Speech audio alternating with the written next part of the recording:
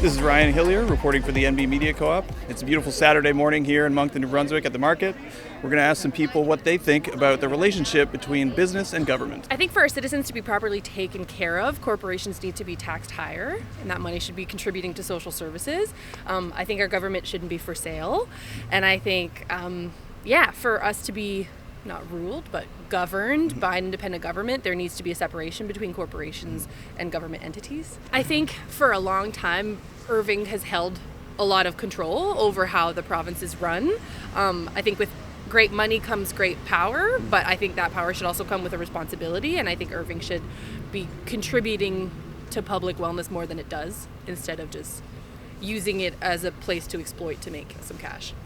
Yeah, so higher taxes for more services for tax people. properly for the amount of money that they make, and I think they get too many tax breaks or privileges that shouldn't be received. There's only one thing we need to do in that country, and let's get rid of the Chinese Liberal Party. I went to the store with my grandmother when I was 6 years old and got a gallon of gas for a quarter. I could go to the store with 50 cents, get a bag of chips, a bottle of pop, and penny candy, and still have change. Yeah. You can't do nothing with 50 cents these days. No. That's inflation, right? Who's responsible for inflation? The government. What about COVID. What about corporations? Oh no. Yeah? They buy the government. They buy the government. Yeah. So you think there's pretty substantial corporate control over government? Yes. Why should we have corporations impersonating people, acting like they're people when they're not people? Walmart is not a person. It shouldn't own property. It shouldn't have anything. It doesn't have a soul to save. You can't trust them if they're taking corporate money. Well, I think but you also can't trust a human instinct to not try to gain control of something if they can. And so it really needs to be dealt with at the government level. The government's the problem. Those are just some of the voices that we talked to and heard from here at the Moncton Market. And a couple of other people we spoke to didn't want to be on camera, but they did note that corporate control over government had gone too far. That was their opinion. We also asked a couple people who also didn't want to be on camera because they were in the employ of a corporate entity, so they may have feared retaliation or retribution in some way for offering their opinion, which is notable. This is Ryan Hillier reporting for the NB Media Co-op at the Moncton Market.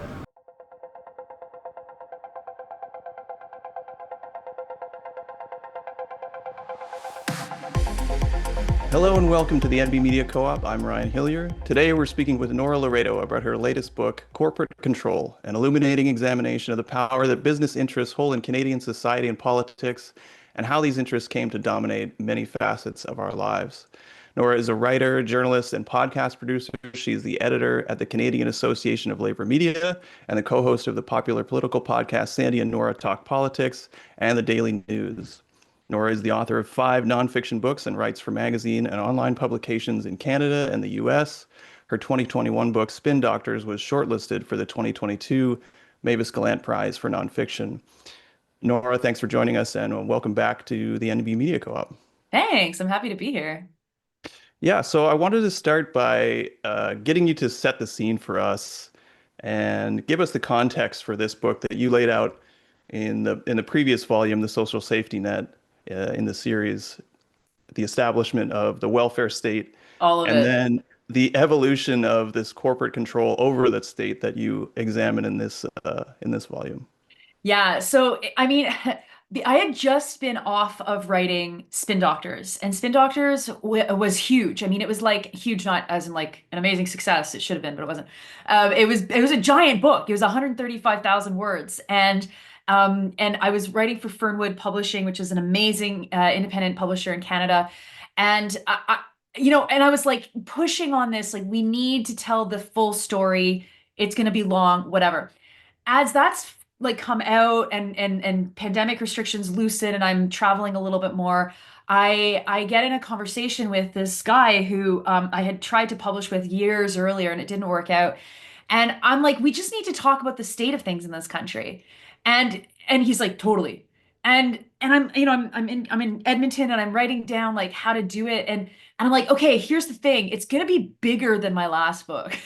And he's like, no. Because it's such a big story to tell. And so when I was able to convince Dunder, and although it didn't take very much convincing, like God bless them, to let me do a series, it was like kind of an obvious thing to talk about democracy, an obvious thing to talk about corporations.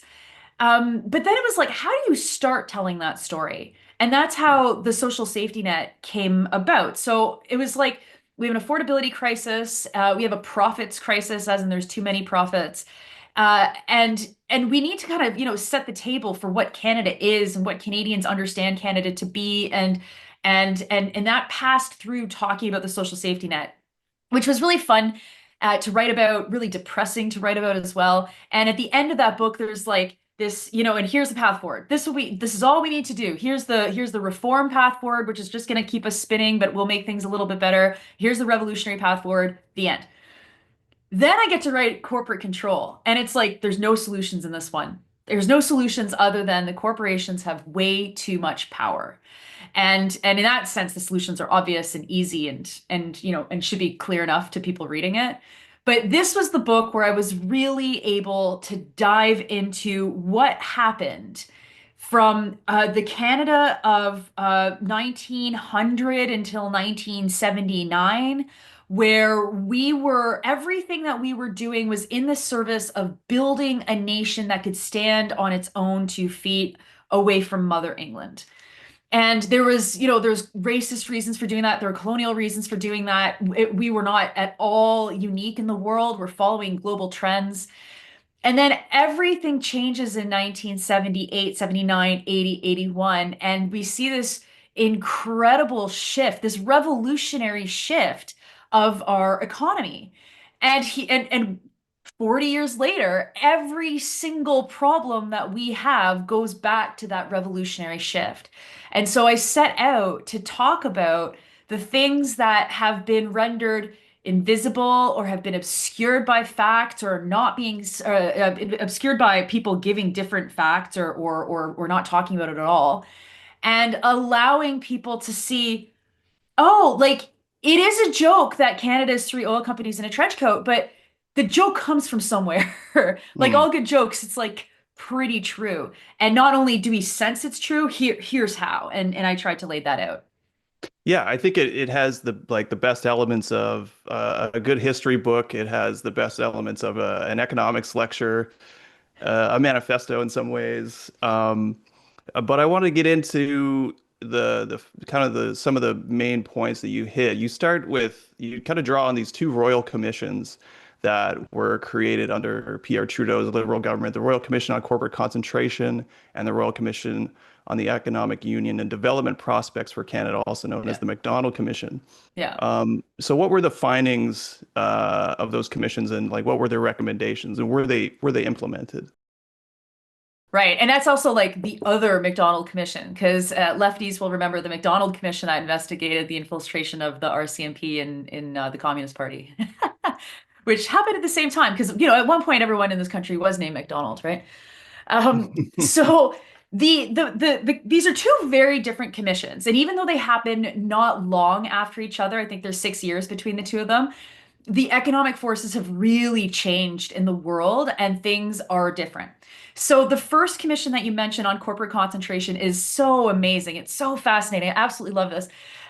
You have the situation where a company is going to merge with another company. Argus, which is owned by the Black family. People will know Conrad Black, right? His father owns Argus, and they're going to merge with Power Corp, which is owned by the Desmarais family, and they're like still the richest people in this country, maybe third richest people in this country. And Desmarais and Power Corp own like a ton of different industries. Their money is mostly in power, but they've amassed over decades, like this pretty important empire, and so too has Argus. And I explain all of these kind of things in the book, and I'm saying this to you right now, and I'm like, Christ, I haven't even thought about this in like 10 months. Like, is it even Argus? Yeah, that's right.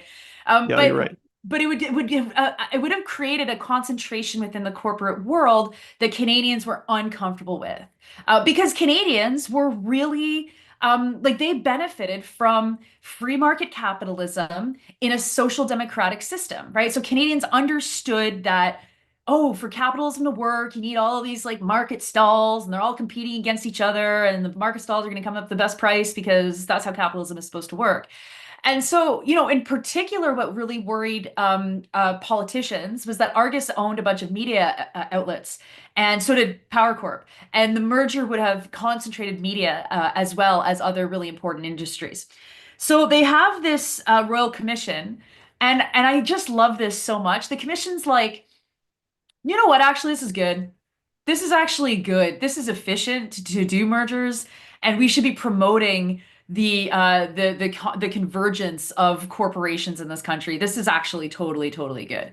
Which, I mean, is kind of an amazing thing for the commission to determine, but it sets the stage for how people are thinking about economics, right? So if you go back 100 years earlier, and the people who are thinking about economics, notably, the politicians, Johnny MacDonald and mostly the Conservative Party of the late 1800s, like they're thinking about, we got to build stuff for Canada. Like we got to build stuff to feed Canadians. We've got to build stuff to transport Canadians and transport goods. And we're doing all of this in the name of colonialism, but we still got to build it. We still have to make something. And here you have 100 years later, the politicians saying, actually, you know what? Like it actually is good for us to have as big corporations as possible so that we can start to mess around a little bit more in the international markets, the international business world. So that it doesn't, I mean, these commissions don't do anything, right? Like at the end of the day, it's more of a temperature taking, which is why I think they're so interesting.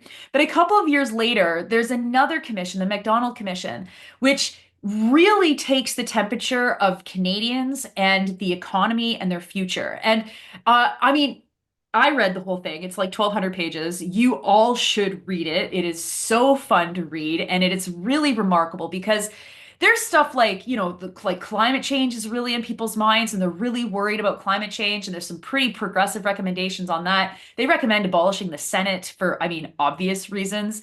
But the big recommendation that comes out of the MacDonald Commission is free trade. And you can go through Library and Archives Canada to see some of the submissions to the MacDonald Commission, for especially the corporate submissions for why free trade was emerging as an interesting idea.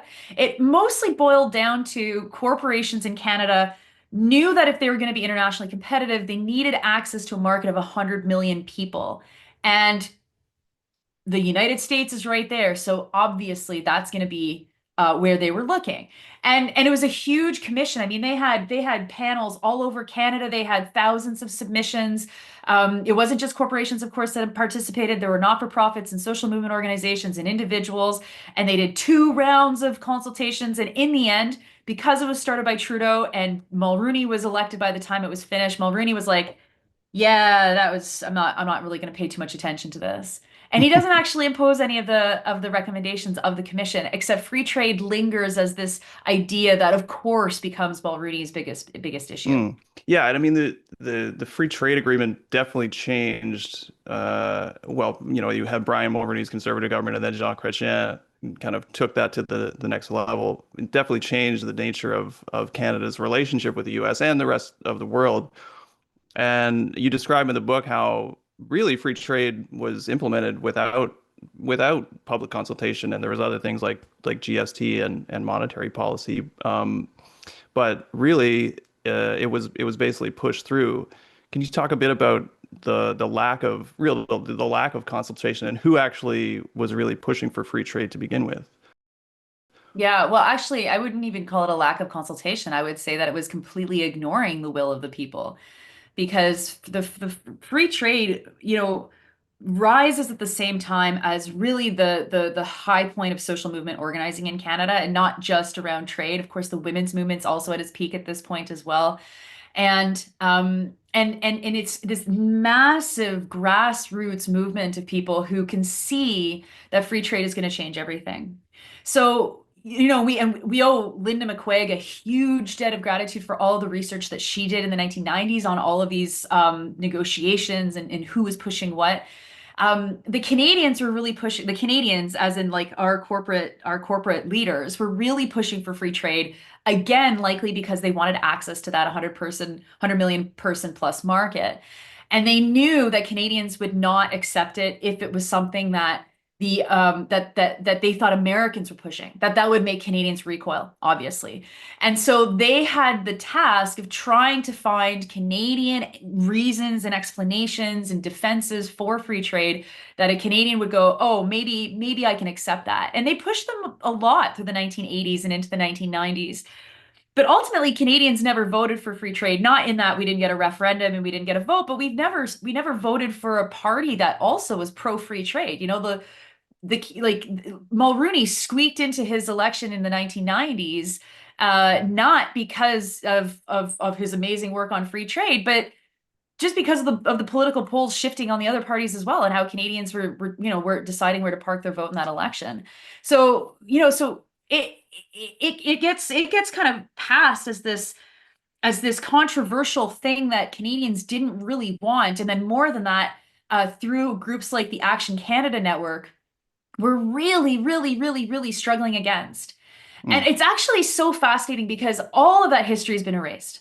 You know, like certainly as we're talking about free trade right now, I mean, we're in a completely different paradigm, and it's hard to even put those two things together, I think. And we don't have the media space to do that because people like me don't get allowed to talk about that in mainstream media. Fine. But there was a clear understanding that this was going to decimate jobs. And even looking back at the 20th anniversary of the free trade agreement or the 20th anniversary of NAFTA or whatever, and I quote a lot of these people in the book, they're like, all of the hysterics around this would be the end of the world never came to pass because actually our economy grew stronger, prices fell for a lot of goods, and Canadians were better off. And it's like you can for sure make those arguments without lying, right? You can for sure look at data to make those arguments. But it's like, but what was it better off? I mean, you and I are probably the same age.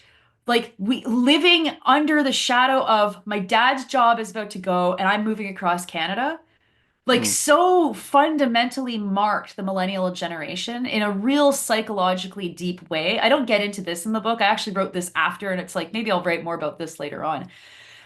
But that it like there are intangible things that absolutely transformed people's senses of self and place and rootedness. And the number of people whose like life was upheaved when they were forced to move in grade 6, or when their father was laid off and he became like a bum in the basement that can get another job, or when both parents were laid off. I mean, I can remember in my tiny my entire class was my entire grade was 16 kids in my elementary school, and I remember how many parents didn't have this problem because they were teachers, and how many parents did have this problems because they worked for manufacturing or they worked in retail. And it was just like that hammer was above every. Actually, I shouldn't even say that because like my own father was a teacher librarian. He also had the axe hanging over his head his whole career too. So this uncertainty is not immaterial. And then of course it's like, who did better? Like wages didn't actually go up in the way that they promised.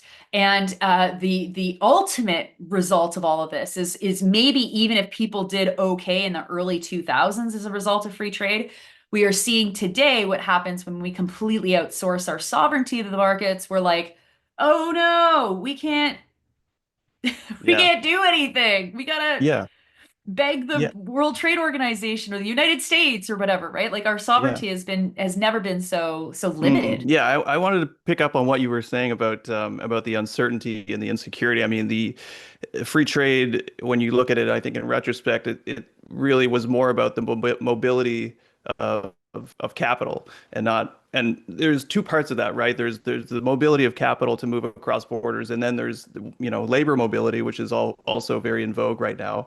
But there's the benefit is one side or the other. Like, yes, it benefits capital to be able to move and to find places where there's greater return. Labor mobility is completely different because now, you don't have a community that can support you and have a stable job. You have to move into a bigger center, capital accumulation, wherever there is work.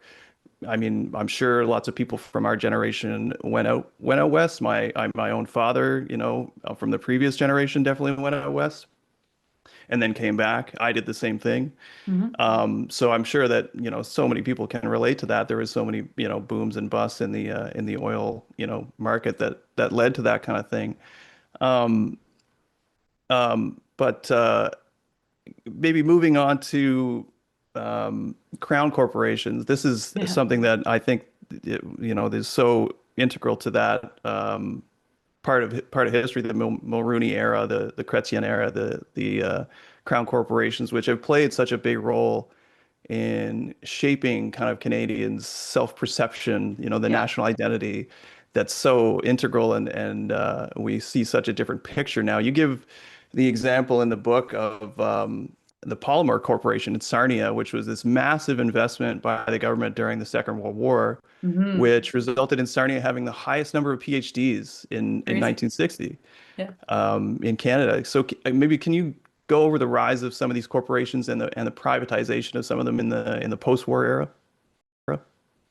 Yes, the whole question of crown corporations is so interesting because we sometimes we fall into paradigms like, they are bad if you're on the right, they are bad because they're state corporations and that's communism, or, those of us on the left are like everything should be crowns, right? Crown corporations in Canada have never been to serve a left-wing purpose. And I think it's really, really important for us to understand that, right? There was never there was never the conception of the CCF. This is why we want a nationally owned thing. And then that was put into action by like C.D. Howe, right, during World War II. But what they did understand was that there needed to be control over certain industries, and polymer and the rubber industry or the petrochemical industry is such a great example of this because at the time in the war, we were relying on Japan for rubber. We're at war with Japan, and the global rubber supply is threatened because of the war. And so Canada's like, look, like we're not even sure that synthetic rubber is commercially viable, but we're going to create a crown corporation and we're going to bring in the experts from the petrochemical companies so that they don't fight each other and they can actually run this corporation. And maybe we'll be able to replace our supply of natural rubber, right? And that's how you get Chemical Valley in Sarnia. As with everything in Canada, the flip side is environmental racism and the horrific effects of Chemical Valley on Aamjiwnaang First Nation, with the especially till this day benzene quantities in the air that are catastrophically high. But the government controlled this so that it was created for the purpose of having petrochemicals, which we needed. That was the era of petrochemical development, right? And that was just one example of, I think that they created something like 17 in manufacturing and 13 or something oversight consortium crown corporations during World War II. And all of them were done in the understanding that the federal government needed to have a hand in the market. And the hand of the market, like in some cases, was significant. Certainly in the petrochemical industry, it was significant. In some cases, it was less significant. But just being able to have a presence in that industry allowed to drive certain priorities. And certainly, when we think of like the crowning crown example is really the CN, right? Canadian National Railway. Um, CN at one point, I think, employed something like 10% of all Canadians, like just such a massive company that you do not want to leave in the hands of shareholders because they will not make the same decisions that the government will make if that many people rely on those jobs to feed their families. Like there's a really easy and obvious trade-off. And so Canada has always had these crown corporations because of things like our geography sucks, our country's too big. It is not, you cannot turn a profit delivering mail to Iqaluit. You cannot deliver profit running flights between Regina and La Ronge. Like you just can't, right? Unless you turn that over to the market. And then the market's like, well, we can make a profit running flights from Timmins to Attawapiskat because it's all diamond mining stuff. So sure, right? And then all of a sudden it's industry that's making those decisions and it has nothing to do with what the people need and the patterns of the people that will rely on these kinds of networks. So the crowns become an integral role in our economy, regardless of how big or how small they are. And even before the end of World War II, C.D. Howe and the ministry that's overseeing all this stuff starts to privatize crowns. And what is so interesting about the privatization of these public corporations is that they then enrich other people to become the new capitalists in Canada. And so my favorite example of this is oh my gosh, what's it called? One of the crown corporations, which actually the manufacturing wing of the National Research Council, the NRC, Research Enterprises or something it was called like that. And and so this makes sense, right? So we have a National Research Council Canada, they're doing research, and then you want to commercialize some of that research, keep it in a crown because commercialization is bumpy. It's not even. Sometimes something is not at all commercializable until you try certain things, then all of a sudden it is. So they have this research industries, and one of the things that it cranks out a lot of are scopes for the war, like vision things, right? Um, Federal government's like, we won't need that. You got the CCF being like, I bet you someday we'll use radar to land a plane, right? No, we're going to privatize this. We're going to sell most of it off for a song plus a guaranteed contract with defense to a family called Rogers. And Yeah. Rogers Majestic Radios or whatever they were called becomes the powerhouse for Rogers Communication. And you can look at that with every one of the privatizations from CN to Air Canada to Petro-Canada. All of these things happen and they make tremendous amounts of money for the private sector. And it just pulls more and more money and control from the federal government out of our economy. Yeah, I mean, in preparation to talk to you, I read Stevie Cameron's On the Take, Yeah. which I mean is just a brutal takedown of every single corrupt action of the Mulroney government in the Mulroney years. I mean, it is really stunning, and especially when you get to the part about privatization of crown corporations, because the figures are just staggering. You know, the figures around what the crown corporations were able to accomplish and the number of people they employed, and so on and so forth, and then the amount of money that was basically ripped out of the hands of the Canadian public.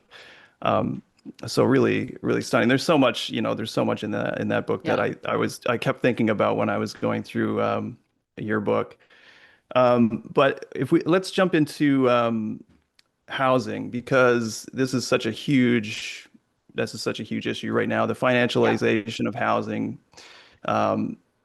so prevalent, and it gets a great analysis in your book. You describe how the government used to tackle housing shortages through national housing programs, and later crown corporations, of course, like the Central Mortgage and Housing Corporation, which still exists. Mhm. Perhaps it's a little different now. You can A little explain that, different but now. Yeah. yeah, we hear a lot from the Liberals today now about getting the government back into the business of building homes. Excuse me.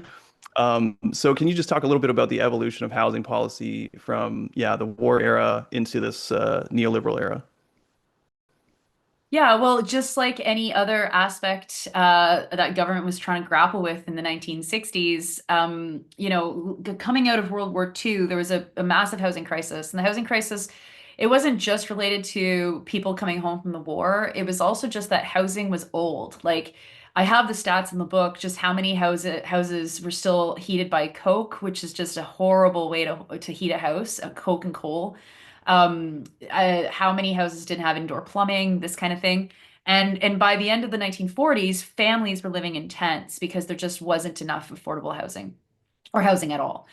And so the federal government, and this is where, you have to give a lot of credit to the radical movements at the time and their political expression, the CCF. They were like, yeah, we have to build. Like, there's just no other option. And I guess part of it is as well that there just wasn't a private sector that you could have just handed it over to anyway. Like, we were still in an era where the government was involved in a lot of aspects of the economy, like housing. And there was also a complete mental difference pre 1980 of the role of housing. Like housing was still seen as something that people need. It wasn't commodified in the way that it was now. And actually, I quote a couple of people from a housing conference in like 1980 saying like, could you imagine we commodified this? Like that would be insane. We can't do that. We can't allow this to happen. Of course, we allow this to happen and then some. So the federal government seeing this housing crisis is like, we are going to build housing, and they do it in a couple of different ways. They both build housing that people rent from them directly, and then they start building housing that people could buy from them directly.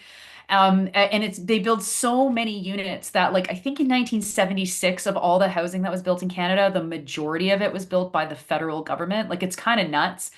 And because it's not huge money yet, the federal government got away with saying we're cutting profit out of all of this. So you're not going to profit off of the framing, off the foundation, off the windows, off the roofing, off the insides, the painting. Like you're going to do it at cost. People will make salaries and it's going to be done at cost.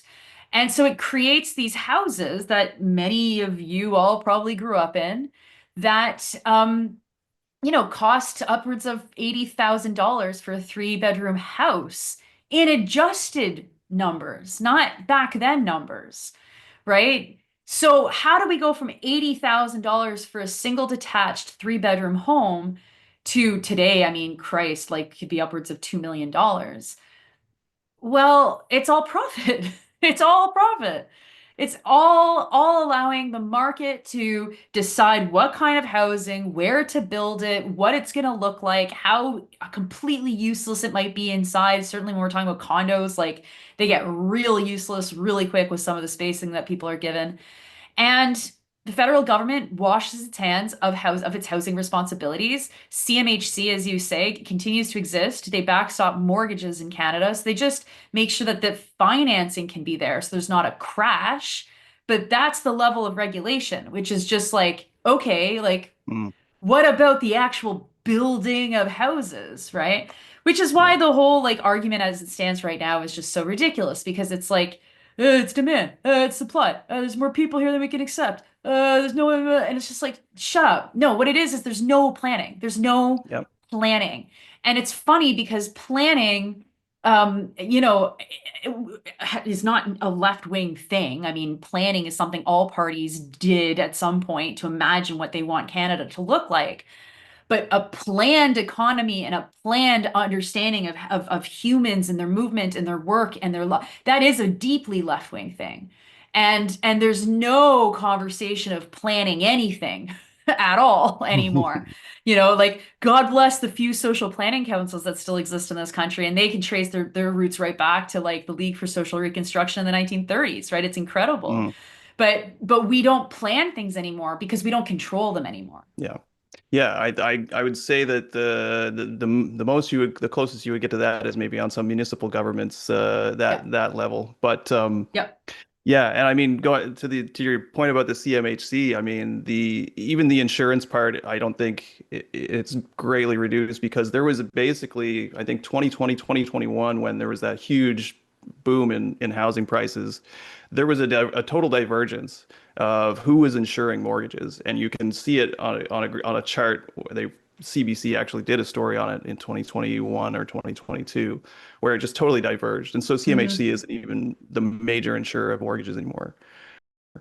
Well, I think they're doing like the more risky mortgages, right? Yeah. But then the question of riskiness really has changed because the idea that it's not risky to put 5% down on a 30-year mortgage is like insanity. That's the definition of risky. But that I think is no longer considered a risky mortgage. I think it's like if you get even under that 5%, then all of a sudden CMHC jumps in. Yeah. There's one other thing I would highlight with regard to the financialization. This is just kind of in complement to what you discuss in the book is there was a total distortion of how we think about GDP and how we think about the productive nature of the economy. Because it used to be that housing was considered a cost. It was like an intermediate input, like up until 1993. In 93, there was something called the United Nations System of National Accounts, which is how governments would have, statistics agencies, account for everything in the economy and what's productive and what's a cost and whatnot. And things like banking costs and financial services and whatnot used to be just an intermediate input. And that was in 1953, that was standardized. And then there was changes in 68 or something. But anyway, in 1993, there was a major change in how GDP was calculated. And this was kind of at Mm, the behest of institutional powers like OECD and the European Union, the IMF, the World Bank, these kind of formerly colonial powers, a lot of wealth and whatnot. They basically shifted the definition in the system of national accounts to put financial services, interest payments, and even bank deposits on the productive side of the GDP calculation. right. So it completely changed how we think about what is productive in the economy. So now everything that the bank does is good. Yeah. Everything, if we grow, all these, interest payments and all that stuff, all that is a product, right? And it totally distorts how we're thinking about GDP. So then you see politicians come out and say like, "Oh, the GDP has grown," but it really is a total change. So I just wanted to highlight that. That was in a book called The Financialization of GDP by a Mm, guy named Jacob Assa, he works for the UN. right. But yeah, I just wanted to highlight that because I think that's just such important detail that I haven't seen a lot of coverage on.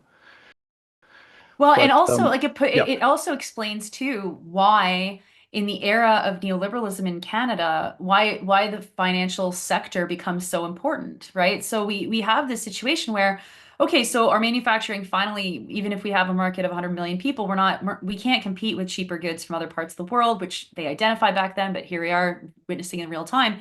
And so it pushes Canada's economy to do two things. One is to go back to basics and just do natural resources because no one can compete with us on that. And to pour all of our productivity into the financial markets. And so that's the banks, that's insurance, right? And that's financializing every single thing that we can financialize, which then of course becomes housing. And so housing, insurance, and the banks together, I mean, these are the most profitable, like mind-blowingly profitable sectors of the Canadian economy. In fact, oil and gas doesn't even come close to the financial sectors. But then oil and gas is after that, and then it's like Dollarama or something, right? So it's like when we're talking about productivity, again, yeah, like you can show that there's all this money in Canada's economy, and the economy is very strong and it's doing very well, and things keep growing or whatever. Mm, But it's all completely fake, which is why when you look at research and development measures of productivity, we're at the bottom of the OECD. yeah. Like it's nuts. Yeah, and yeah, would take me into another point, like about you discuss in the book the staple theory Yeah, of raw materials, which is basically posits that raw materials and raw materials export is like the basis for the wealth pyramid, and so um, we establish that, and then everyone will benefit. yeah, But obviously, that is not really the case. We have, there's the establishment of control over raw materials, and then the monopolization and the exclusion, really, of most people from the benefits of that. totally. Indigenous nations, obviously, being one of the primary ones. Um, yeah, I wanted to maybe we'll jump into that. Like I had a note here that I'm trying to find. Yeah, you have a quote in here. You quote Thomas Gunton in this section about staple theory, and it says, if First Nations are integral to the extraction of the staples, such as in the fur trade, they may receive some benefit from the staple economy, and some are the primary words Yep. there. If there are obstacles to stable development, First Nations are more likely to be excluded and potentially harmed to the degree that their traditional economic activities are negatively impacted by staple extraction. Um, so yeah, maybe let's talk a little bit about that. Like, can you talk about the establishment of Canada, the colonial roots, and the dispossession and imposition of these kind of capitalist arrangements on Indigenous nations? Yeah, I mean that's the thread that runs throughout everything.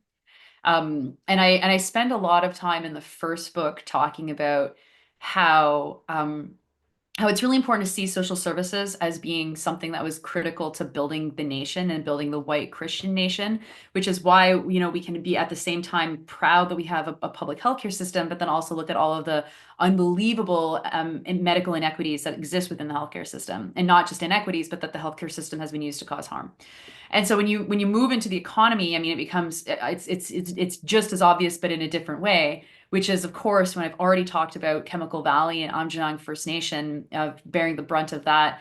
There is no shortage of examples. In fact, every single First Nation in this country is got some proximity to Canada wanting them out of the way to do certain levels of exploitation of whatever traditional lands, traditional like watersheds that are attached to traditional lands, or whatever's underneath the First Nation.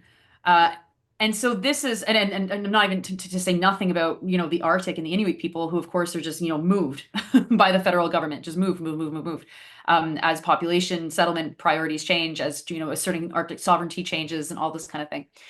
So, like understanding that the colonial economy in Canada, it runs really, really, really deep.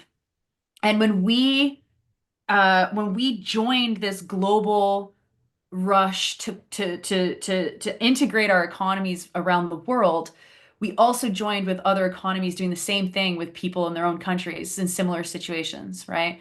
And when we got out of manufacturing, we really put the nail in the coffin on imagining any kind of industries that could be developed. It could be also independently developed on the own by First Nations communities themselves to say, no, you know what, there's gonna be no market for this. Like you might want to have a glove factory in this First Nation. And I say glove factory because gloves were actually something that we made quite a lot of in Canada. It's like, no, there's gonna be no market for that because no one's gonna pay double the amount of money for your gloves. Like, and it's just not possible. So we by chasing these staples, not only have we marginalized the communities that are affected by wherever the staple is being, taken from, but we've also closed the economy in such a way that there's really no economic possibilities of development for even more standard capitalist production, right? Mm. And so then the communities are like, what are we supposed to do? And it's not just First Nations communities. I mean, this is really also very, very similar to other rural communities, other small towns across this country that become the obstacle to capital in and of themselves because they're too remote, they're too sparsely populated, it's too expensive to have a family doctor there, and just move to the big city. What's your problem? Right? Yeah. It's the story of Canada. Yeah. It's just that we have a lot of space to do these things, whereas some countries have a lot less space to do these things. Yeah, I mean, yeah, you talk about the the early generations of settlement. They have the company of 100 associates, New France, and bringing settlers into, and the Hudson's Bay Company and the Canada Company, of course. Yeah. Yeah, you describe one of the things I like in the book was your description of the evolution of the Lachine Canal, Yeah. which was excavated by France, and this is an interesting little thing too, like it's excavated by France basically for the benefit of the Sulpician order, which is like derived from the Roman Catholic Church. There's like a teamwork between states and church there to bring water from the flour mills where they were working. So it's I thought that was so interesting. There's these physical markings, right, of colonialism, these etchings of the new trade and everything. It used to be the waterways and whatnot, and you're seeing this again. I think you've seen it this entire time, but especially now, the rewiring of global trade and where these new physical evidence is of that kind of capitalist idea of progress. Mm-hmm. Oh my Yeah. God, totally. And then also how disconnected we are from it. Mhm. Because the whole point, like mentioning the Lachine Canal is interesting because it's it's called and it like rightly is called like the cradle of civilization in Canada in terms of like the modern economies. And mention a flour mill, anything that needed hydropower was built along the canal to be able to run its stuff. And I think one of the examples was like factories along the Lachine Canal allowed us to get off of British nails. We were able to produce our own nails in Canada, right? Mm, Um, to this day, like even access to these waterfront spaces remains restricted. We don't have the ability to be on our own waterfront often, you know. I was in like when I was last in St. John, I was shocked at how little access people had to the water. It was like I'm crawling across rocks to see almost nothing because it's all completely industrial use anyway. So it's like, oh, cool, sweet. There's a huge barge, right? Like whatever. I see barges here too, but I do have a little bit more access to the St. Lawrence where I am. But it again reminds us that these things are not built for us mm, unless we take them, unless we force mm, ourselves to have access to them. And that's a conundrum because social movements right now are so weak that we don't have the power to force anything. And you know, this isn't a polemic, this book, because I'm not trying to say and therefore we need to do X, Y, and Z to change the world. But I think, you know, you can easily build a polemic from something like this and say, okay, mm. right, like what's the missing piece?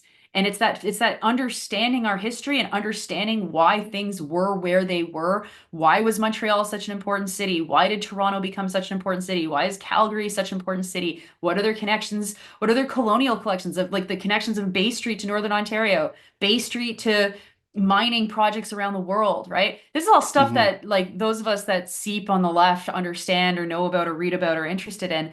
But it is important for average people to understand this stuff too, because it's all connected. And you understand that, and then you understand why Mark Carney's not going to do Yeah, anything. I think that's what was so impressed me about the book is that it's such a necessary history, you know, in the age when we're obsessed with mythology rather than history.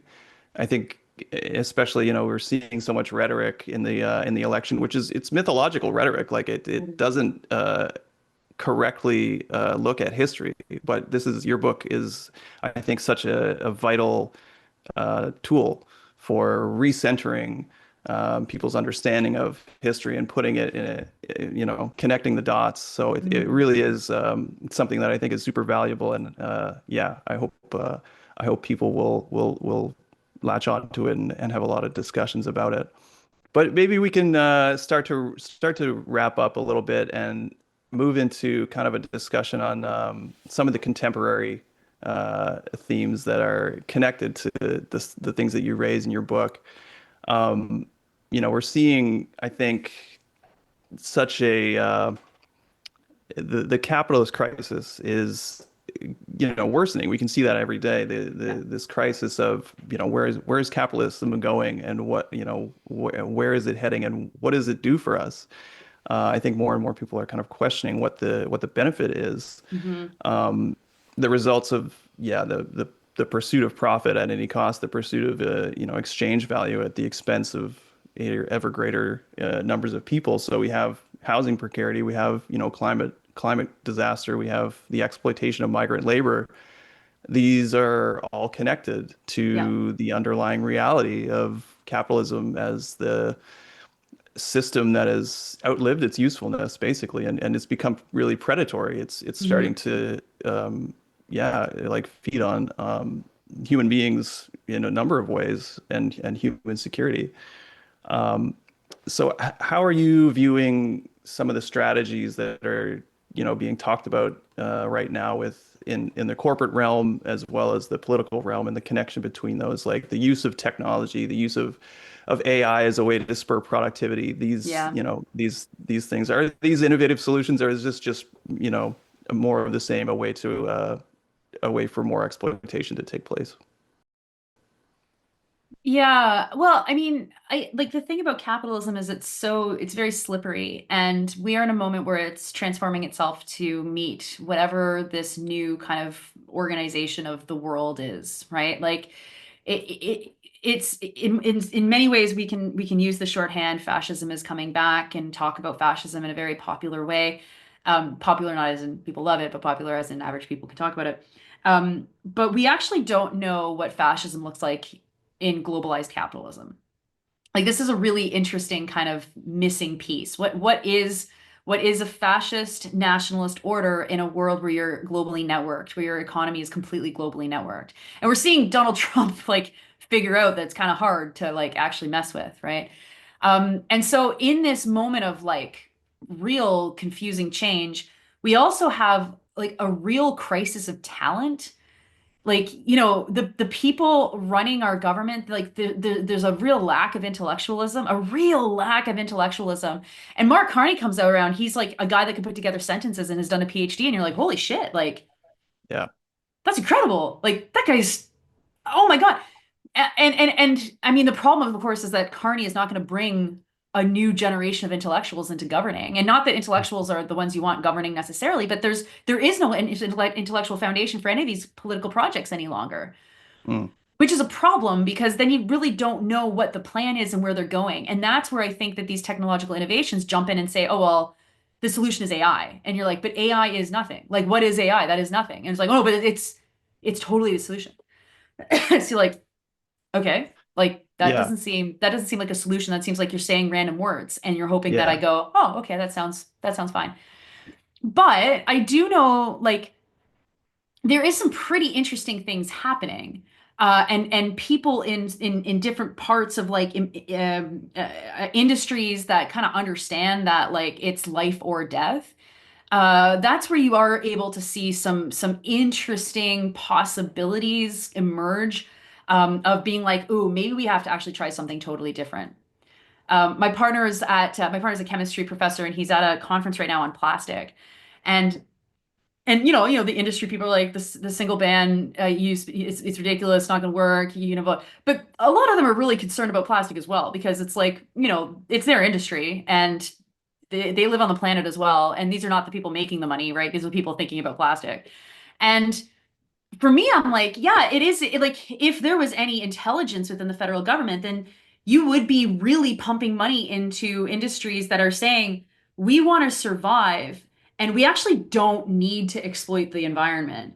That would be a real paradigm shift. But the problem is, going back to staples theory, because the staples are so dominant, those are the industries that then drive how we deal with all the other industries. And like, sure, plastics is connected to petroleum, but like it also isn't always going to be connected to petroleum. It's going to be connected to other things, and that research is happening and it's interesting and blah blah blah. But not everything is the extraction of oil, gas, and minerals. Not everything is that. Mm. The pressure, though, is to keep it to be everything being that. And when you throw in defense on top of that, and how many of these critical, minerals or how much oil has to, be used to launch rockets or whatever and do genocide, then again, the conversation completely narrows, and we're not allowed to talk about anything more innovative than, well, the Trans Mountain Pipeline's like double the amount of barrels we can ship out. It's like, who cares? Yeah. Who's that Yeah. for? That's not for us. We're not even getting tax money off of that, barely. I guess just to wrap up here, just to bring it back to your book and some of the other themes is this we saw in the imposition of Trump and the administration tariffs, the trade war essentially against the entire world that he's launched. We saw this wave of nationalism in Canada, spurred. And it's spurred this wave of like buy Canadian campaigns and other forms of kind of consumerist patriotism, this kind of thing. Yeah. And as we know from your book and other previous examinations, much of Canada's business landscape is like heavily integrated or entirely based in the U.S. with all the profits, going to the U.S. So slapping a maple leaf on something seems to have been the most common way to convince Canadians to consume these products or services. And I just thought of the interview that Justin Trudeau gave on CNN before he just kind of unceremoniously left. He said, Canadians, the most important thing is that we're not American. And that was his sole, defining description of what Canadian is. Yeah. So I just wanted to kind of get your take on it. How does this corporate control aspect kind of fit into the trade war paradigm? And what underpins, this Canadian nationalism with all of those pillars of the post-war welfare state that we talked about, the crown corporations and all these projects don't exist anymore. And Well, you wrote a really great piece in February called "What Canadian Nationalism," which I thought was really great at exploring this. mm. The illusory nature of yeah, Canadian nationalism. And so yeah, I just want to get your thoughts on some of that. Oh yeah, I think that Canadians have a real goldfish syndrome. Maybe goldfish isn't the right thing. We live in a world that doesn't exist anymore, and we really don't have the words to talk about that. Part of it is media refuses to talk about it. Media is actually the group that pushes the idea that we still have a strong healthcare system. We still have all of those pillars. And so if you imagine the pillars of society have created this mythology of what it is to be Canadian, I mean, the pillars are gone, but the mythology stays. And so, of course, in a world where we are so dominated by corporations, that Canadian identity and pride is expressed through purchasing and through businesses and this ridiculousness. Even though like people no one thinks Tim Hortons is Canadian any longer, but I think that we make peace with the fact that it's not because of globalization, but it still has Maple Leaf on it. It's still Tim Hortons, right? Even though it's garbage and no one wants to eat there, it's still Tim Hortons. It's still fine, right? So I think that this is one of the few things that's holding this country together. Canada is not an easy country to hold together. People in this country are actually very different, very different. Like, I mean, at one level, everyone's the same because everyone's people are people, and you know, they're the same. But the regionality in this country is so strong, and I'm really lucky to travel it all the time and see those differences and see what makes people tick and what people get off on in different parts of the country. And it is remarkably different. And you cannot hold this country together on myth making alone. John A. Macdonald knew that. If he thought it was only myth making that it took, he would not have built the railway, right? Uh, Somehow that history lesson has not made it to the people who are in charge today. And rather than saying, whoa, we have no project, we have no projet de société in English Canada, right? Societal project to create a Canadian identity that will unite someone from one part of the country to the other. We have nothing. And so when you have nothing, you are left with myth making because people realize we actually don't really have a whole lot to stand on. And then when you try to say, but we need to rebuild those pillars, then you're like, oh my God, though, like doing that is going to be really hard because the pillars are broken. And then you get stuck in this logic of, well, how do you make change? And the change is so slow and blah, blah, blah. So I think that this is one of the biggest crises that is facing Canada right now because it keeps getting called polarization and all of this kind of bullshit that's not what it is. It is the collapse of a cohesive national orientation towards something. And it will only get worse until some government pops up and says, okay, you know what, out of the goodness of our hearts, we're going to make a national project. I think it would have been interesting to see what Poilievre would have done as prime minister, because I think that the conservatives are very good at trying to do that kind of thing while destroying things. And I'm not like morbidly sad that we're not going to experience that. I'm very happy we're not experiencing that. But it would have been an interesting 4 years to see Yeah, how they would have managed. And again, maybe the conservatives did win because we don't know yet. But we don't know. we don't know. But assuming that they don't win, this is going to be the real struggle of the Liberals. And I think that the second people remember all of the problems under Trudeau, it'll be back to being very rocky, very divisive, very polarized Yep. because there's no attempt to talk about any. And like we saw this in COVID. This was the thing that drove me the most insane while I was covering the first 2 years of the pandemic, was there wasn't any attempt from media to give a national picture on what COVID was doing. It was always like, here's the level of COVID in Canada. It's very, very high, or whatever. It's medium or it's low, right? It's like that. That's not even the same thing in the same city, right? Like there's no comparison between Whistler and Sudbury. Like these are different places, like journalism is very bad at talking about Canada without it always just being about Ottawa. Mm. And that's just, it's as they say, it's just going to get worse until someone has a Yeah. brain flash and goes, wait a minute, maybe we should stop this because we're actually sowing the seeds of our own destruction. Yeah, I mean, I think that's a great kind of point to end on, and I want to wrap up with maybe a little more positive point, but I think you're right. I think it delivers people into what you mentioned earlier, which is this fascist framework of thinking, which is like somebody has to be the loser. Yeah. COVID was like such an important demonstration for a lot of people that how many people were ready to accept that and how many people were horrified by that. Yeah. And there was no closure. Like there was no closure Yep. from that. And now you're seeing the same setup, I think, with, this wave of nationalism and the wave of we have to continue to extract resources at the expense. It's clearly at the expense of, indigenous nations. Yeah. And there's going to be a lot of people who just really don't care. And I think that's why they've collapsed into Carney, because Yeah. he's just an acceptable, white guy who, like you said, can string together a sentence, and he's very non-threatening. There's a breath of fresh air in the way that he talks. Yes. Yeah. There really is a breath of like fresh air. This is a guy that can think. He's very different than Justin Trudeau. The problem is that it's not about the figurehead, folks. It's about everyone Yeah. underneath. Yeah. But you know Yeah. what? It's I about mean, this is like we are all also entering interesting times. I mean, this morning I dropped my kid off at school, and my kid's friends were all like up against a fence, like mobbing someone. I was like, oh, what's that? It was actually like Jean-Yves Duclos, who's a federal cabinet minister who's my MP and running for the Liberals, and it was just like the Liberal Party can be pushed. Mm. They're not all evil people. Yeah. Some of them for sure are. But this is again goes back to the task of, well, then we have to build the ground pressure to actually force these people into things. And Mark Carney has proven that, because I think that the net zero stuff was because there was ground pressure, global pressure to fight for net zero or whatever, and we can do that again. Yeah.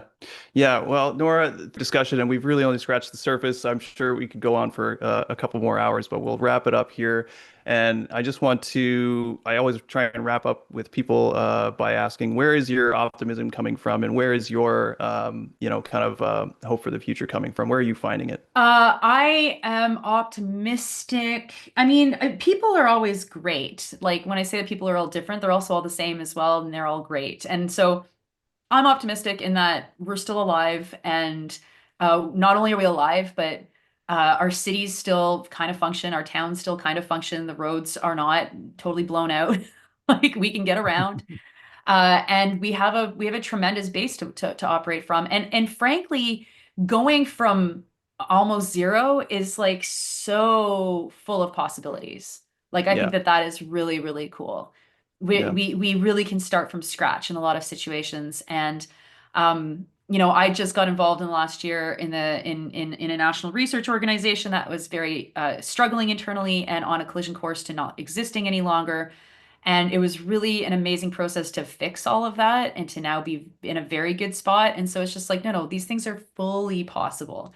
We just need to be working hard and be diligent and ready for hard, diligent work. Yeah, thank you very much. And thank you very much for the book. Thank you to Dundurn Press and all the team. It's really excellent. It looks like this. And it's a great read. It's small. You can fit it in your pocket. Yeah. The print is easily readable. It's just a very, very excellent look at the kind of evolution of corporatism in Canada. So, Nora Laredo, thank you so much for joining NB Media Co-op, and we hope to have you back again soon. Hey, anytime. Thank you so much.